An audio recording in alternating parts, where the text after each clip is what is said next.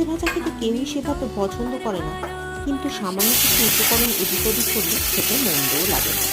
আমিও উচ্ছে খেতে মোটেই খুব একটা পছন্দ করতাম না, তবে আমার শ্বশুরমশাই বলতেন, দেখ সামান্য কিছু বড়ি ভেজে ওপরে ছড়িয়ে দিয়ে তাই দেখবি ওই বড়ির স্বাদেই উচ্ছেটা খাওয়া হয়ে যাবে।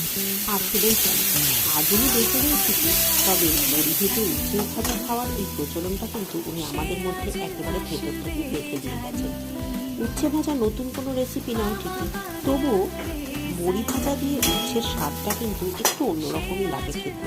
সমপরিমাণ উচ্ছে, বড়ি আর আলু সামান্য নুন হলুদ দিয়ে ভেজে নিয়েছি, আর তার সাথে ওপর থেকে আলাদা করে ভেজে রাখা বড়িগুলোকে খুব সুন্দর করে হাতে গুঁড়ো করে ওপর থেকে ছড়িয়ে মিশিয়ে নিয়েছি।